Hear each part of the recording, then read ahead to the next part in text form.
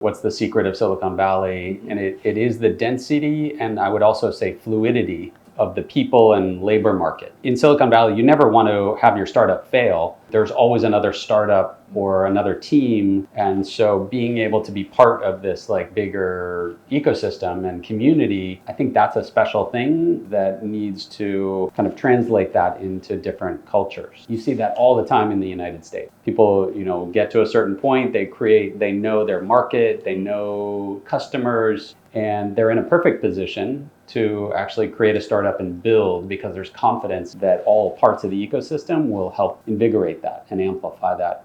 And I think that's part of what emerging startup networks need to help provide here in Thailand.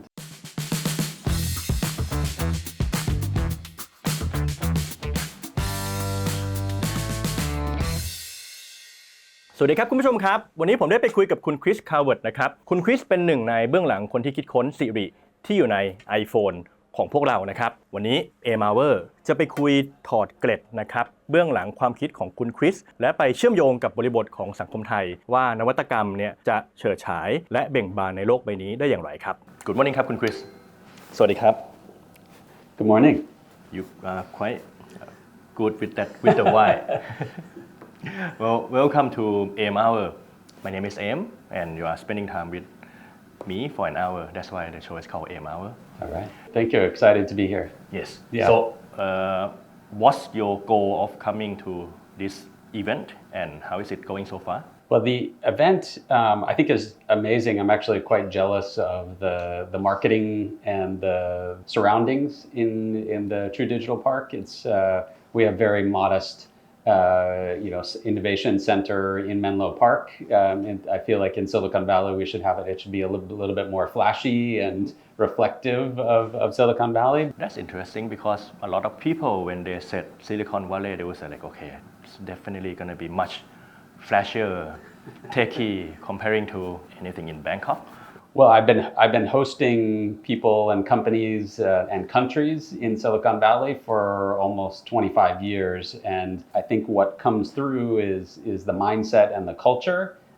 And some people walk around and think, well, it's not that flashy, or like they think the startups will just be kind of on every corner. And you really, it's like any other place. You need to kind of know where to go and where to find in the ecosystem the really interesting things. From the outside of Thailand perspective, what do you see in a country like Thailand in terms of innovation, the potential that it has? So one of the things that we do at SRI is look at innovation ecosystems, and we do that very almost structurally with the U.S. government. We look at different states in the U.S. and try to help understand what their innovation readiness is and look at that from almost an academic perspective. Where the universities, is their funding, is the incentives and economics in a way that would help a state that is trying to, for example, transition from internal combustion engines to an electric vehicle future. So the US government actually asks us to look at that and help regional and state economies figure out how to make this big transition.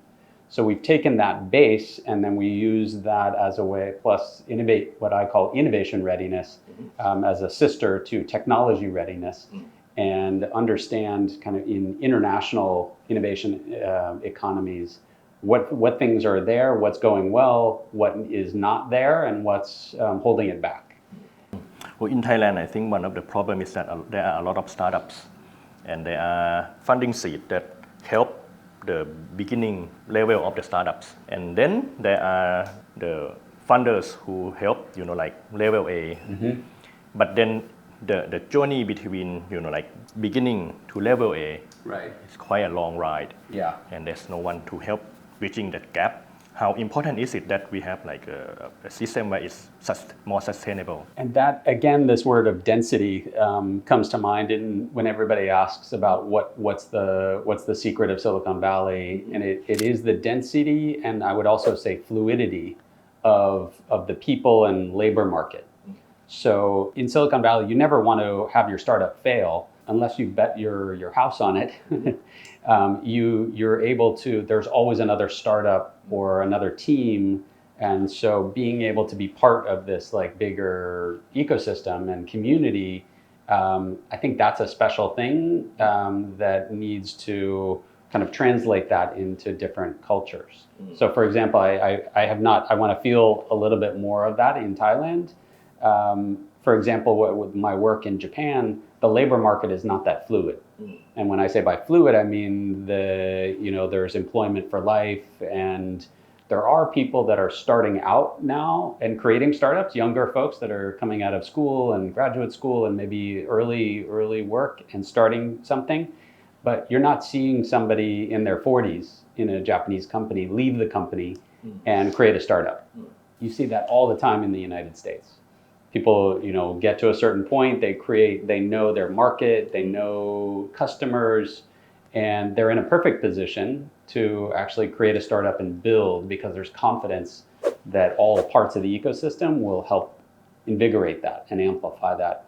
And I think that's part of what emerging startup networks need to help provide here in Thailand. In the US, and we have startup coaches and an entire economy around helping startups go from somebody's Stanford dorm room into a big-time Silicon Valley funded startup.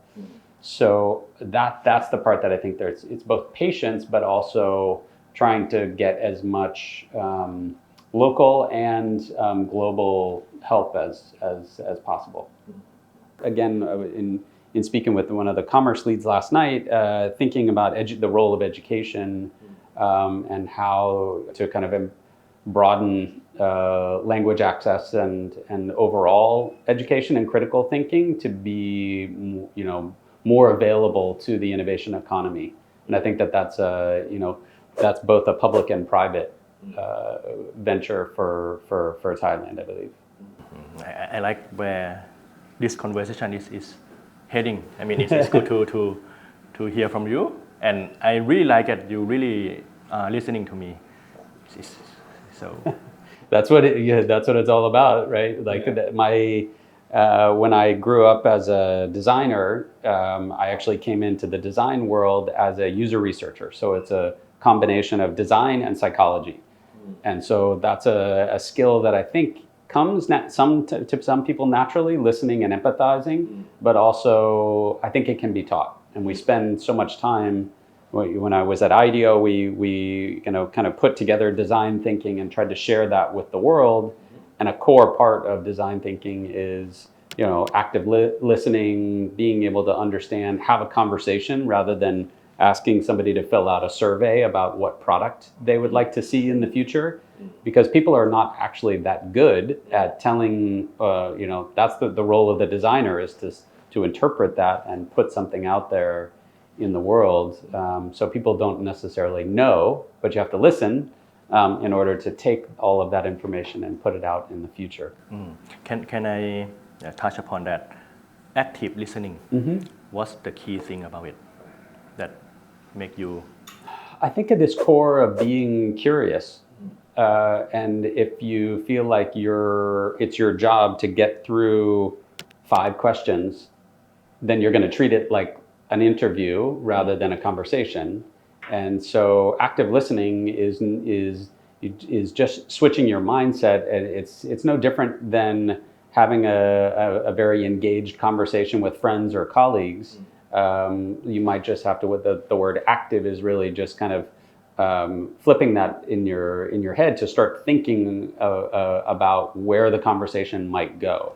So and asking, another tactic of around active listening is just continuously asking why questions. So you're curious and you say, well, why aren't there more? Why isn't the English more distributed in Thai education? Well, and you might give an answer. I would say, well, why is that? I don't understand. Why? Tell me more about it. And so it's active listening, but that active part is kind of extending the conversation in a way that helps you get more out of the person that you're interviewing in a way.